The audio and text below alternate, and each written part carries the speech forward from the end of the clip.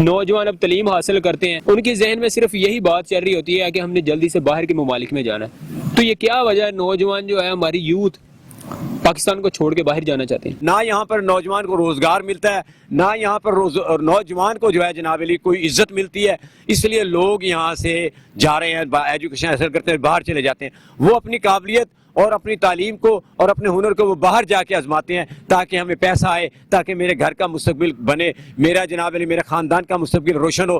میں یہ عرض کروں گا کہ ہمارے ملک کے اندر جو ہے جناب آج انڈیا ہم سے آگے نکل گیا، بنگلہ دیش ہم سے بعد میں آزاد ہوا ہے، وہ آگے نکل گیا۔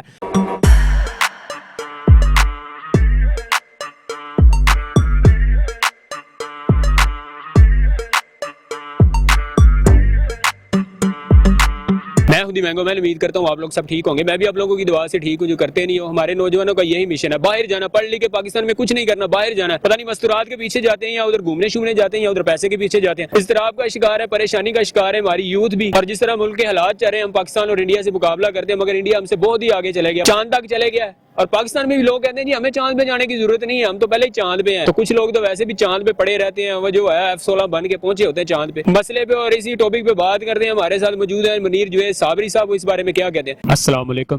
وعلیکم السلام ورحمۃ اللہ وبرکاتہ۔ جی کیا حال چال ہے؟ الحمدللہ رب العالمین۔ پاکستانی نوجوان تعلیم ملک میں حاصل کر رہے ہیں، اور جس طرح ہمارا تعلیمی نظام چل رہا ہے اور جس طرح کے حالات چل رہے ہیں، نوجوان کا پہلے جو ہوتا تھا مقصد اور ان کا موٹیو یہی ہوتا تھا زندگی میں کہ ہم نے ملک کے لیے کچھ کرنا ہے، ملک کی خدمات کرنی ہے، ملک کے لیے کچھ ایسا کرنا ہے کہ آنے والی نسلوں کے لیے بھی وہ فائدہ مند ہو اور ان کے اہل و عیال کے لیے بھی مفید ہو۔ مگر جس طرح کے حالات چل رہے ہیں، نوجوان اب تعلیم حاصل کرتے ہیں، ان کی ذہن میں صرف یہی بات چل رہی ہوتی ہے کہ ہم نے جلدی سے باہر کے ممالک میں جانا ہے۔ تو یہ کیا وجہ ہے نوجوان جو ہے ہماری یوتھ پاکستان کو چھوڑ کے باہر جانا چاہتے ہیں؟ کہ گلا تو دبا دیا اہل مدرسہ نے تیرا، گلا تو دبا دیا اہل مدرسہ نے تیرا، کہاں سے آئے صدا لا الہ الا اللہ۔ آج جس انداز میں ہمارے ملک کے اندر ایجوکیشن دی جا رہی ہے، بلکہ ایجوکیشن دی نہیں جا رہی، تعلیم کو فروخت کر دیا گیا ہے، تعلیم کو سیل کیا جا رہا ہے۔ جیسے آج جناب علی ایمان برائے فروخت ہے، جیسے آج جناب علی پراپرٹی ڈیلر ہے نا جناب علی، ایمان بیچ رہے ہیں چند مذہبی مولوی پاکستان کے اندر دولت کی خاطر ایمان بیچ رہے ہیں، اپنے دین کو بیچ رہے ہیں، آیات کو بیچ رہے ہیں، نعتوں کو بیچ رہے ہیں، اور حتیٰ کہ قبروں کو بیچ رہے ہیں۔ اسی طرح آج کہ ہمارے جو ہے نا جی ایجوکیشن کو پروموٹ کرنے والے، تعلیم کو پڑھانے والے آج وہ اساتذہ نہیں رہے۔ آج میرے دور کی بات ہے کہ جب ہمارا دور تھا تو ہمارے استاد مکرم نے صرف میرے بال تھوڑے سے بڑے ہوئے تو میرے استاد نے اسی ٹائم نائی بلایا اور میرے بال کٹوا دیے، اور میرے استاد پڑھنے کے پورے اسکول ٹائم کے بعد میں 1 گھنٹہ مزید ہمیں دیتے تھے، ہمیں مزید پڑھاتے تھے۔ ایک اسکول ٹائم تھا ہمارا 2 بجے کا، لیکن 3 بجے 1 گھنٹہ وہ اپنے پاس سے دیتے اپنے طالب علموں کو۔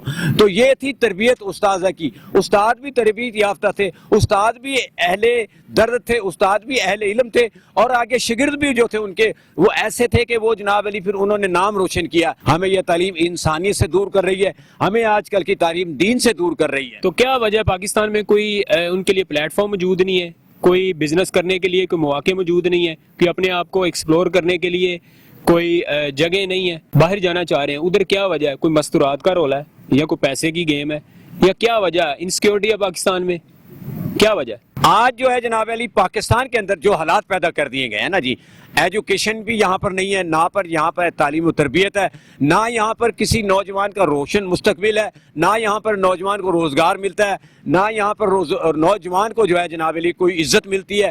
اس لیے لوگ یہاں سے جا رہے ہیں، ایجوکیشن حاصل کرتے ہیں، باہر چلے جاتے ہیں۔ وہ اپنی قابلیت اور اپنی تعلیم کو اور اپنے ہنر کو وہ باہر جا کے آزماتے ہیں تاکہ ہمیں پیسہ آئے، تاکہ میرے گھر کا مستقبل بنے، میرا جناب علی میرے خاندان کا مستقبل روشن ہو۔ کہ جس ملک کے اندر ایک انسان، ایک شخص جو ہے نا جی 12 گھنٹے کام کر کے، پہلے تو قانون آئے 8 گھنٹے کا، لیکن 12 گھنٹے کام کر کے تعلیم سے، علاج سے، روزگار سے محروم ہو، وہ آج کا دور کہا جاتا ہے ترقی یافتہ دور ہے، مگر اس ترقی یافتہ دور میں لوگوں نے دین کو بھی اپنے مطابق ڈال لیا ہے، حرام اور حلال کی کوئی تمیز نہیں باقی رہی۔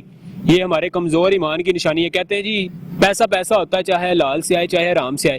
اسی طرح کوئی فحاشی کے متعلق بھی ان کا یہی کنسیپٹ بن گیا ہے. کوئی ناچ رہی ہیں، کوئی گا رہی ہیں، سر سے دوپٹے اتارے ہوئے ہیں، بے حیائی والے لباس پہنے ہوئے ہیں، پھر ان کے ساتھ غلط واقعہ بھی ہوتے ہیں، حادثے بھی ہوتے ہیں. یہ ان کی خوبی ہے.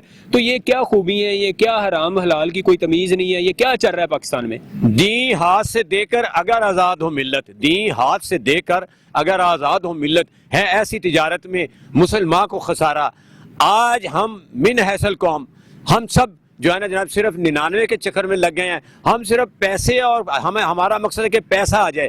نہ پیسہ آئے گا تو ہم جناب علی معاشرے میں اونچا ہوگا ہمارا مقام، مگر ہم اپنا کردار بھی بھول گئے. ہم اپنے اسلاف کا بھی کردار بھول گئے کہ ہمارے اسلاف جو تھے انہوں نے جناب علی ایک ٹائم کھانا کھا کر اس ملک اور قوم کو بنایا، کردار کو بنایا، قوم کو پیروں پہ کھڑا کیا. مگر آج ہم جو ہے نا جناب علی صرف اسی چکر میں ہیں کہ ہم جناب علی 99 کے چکر میں لگے ہیں. ہمیں یہ بھی نہیں پتا کہ یہ پیسہ جو ہے نہ تو پیسے سے عزت ملتی ہے، نہ پیسے سے مقام ملتا ہے. صرف پیسہ یہ ہے کہ آپ کو جناب علی وہ وہاں تک پہنچا دے گا جہاں سے آپ واپس نہیں آ سکتے. ہمارے جو اسلاف ہیں انہوں نے ہمارے آقا پیارے آقا محمد صلی اللہ علیہ وسلم، ہمارے آقا محسن نے کہا بتائیں مجھے، میں سوال کرتا ہوں انہوں نے کتنی بلڈنگیں بنائی ہیں.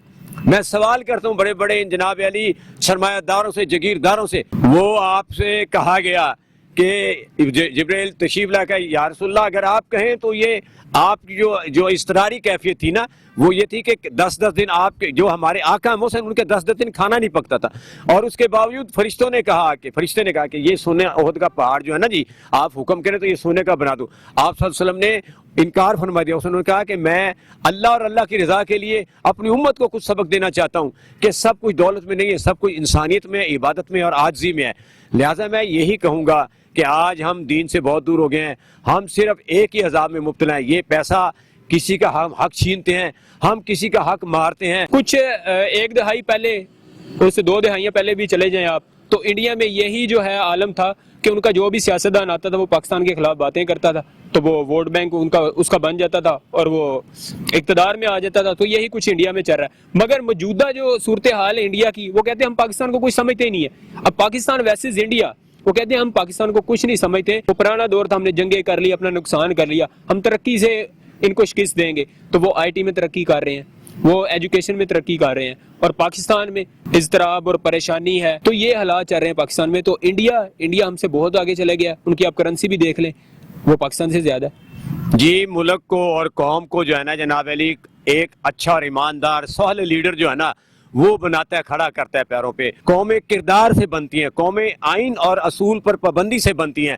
آپ صلی اللہ علیہ وسلم نے 23 سال کتنے سال قوم کو بنایا، قوم کو بتایا، قوم کو تبلیغ کی، اس کے بعد پھر ایک قوم بنائی آپ نے. ہاں جی آپ نے پوری دنیا میں وہ قوم کہ جس کو جناب علی ہیچ نظروں سے دیکھتے تھے، آپ کے آنے سے اس معاشرے کے اندر دیکھیں کیسے امن سکون آ گیا، کیسے عزت آ گئی، کیسے آپ کے آنے سے اس معاشرے کے اندر کیسے جناب علی آپ کے آنے سے وہ قوم جو جناب علی جو بچیوں کو زندہ دفن کر دیتی تھی، وہ قوم جہاں پر عیاشی سی کو طواف جو ہے وہ جناب ننگا کرتے تھے، لیکن آپ نے وہ شعور دیا قوم کو کہ وہ قوم آج تک جو ہے نا جناب آج وہ سب پر جناب علی قوم کھڑی ہے اور وہ آج جناب پیروں پہ کھڑی ہے. آج اس کی مثالیں دی جاتی ہیں. میں یہ عرض کروں گا کہ ہمارے ملک کے اندر جو ہے جناب آج انڈیا ہم سے آگے نکل گیا، بنگلہ دیش ہم سے بعد میں آزاد ہوا ہے، وہ آگے نکل گیا کہ رہے گی سادہ کتاب کب تک، کبھی تو آغاز باب ہوگا. جنہوں نے بستی اجاڑ ڈالی کبھی تو ان کا حساب ہوگا کہ جب تک لا الہ محمد رسول اللہ کا نظام نہیں آئے گا کہیں سے لاؤ تو ایسا نظام لے آؤ کہ غریب شہر بھی چلے تو باوقار چلے. پاکستان زندہ باد. جی منیر جاوید صابری صاحب کی آپ نے باتیں سنی، انہوں نے یہی کہا کہ پاکستان میں جب ایک اچھے مواقع نہیں ملیں گے تو یوتھ نے باہر جانا ہے اور دوسرے ملک کی خدمات ہی کرنی ہے. تو پاکستان میں اچھے مواقع دینے چاہیے، ہمارے تعلیم کو فروغ دینا چاہیے اور اچھے پلیٹ فارم بھی دینے چاہیے. تو یہ تھا آج کا شو. امید ہے آپ کو پسند آیا ہوگا. انشاءاللہ پھر ایک نئے شو کے ساتھ حاضر ہوں گے. ٹل دین خوش رہیں اپنے گھر.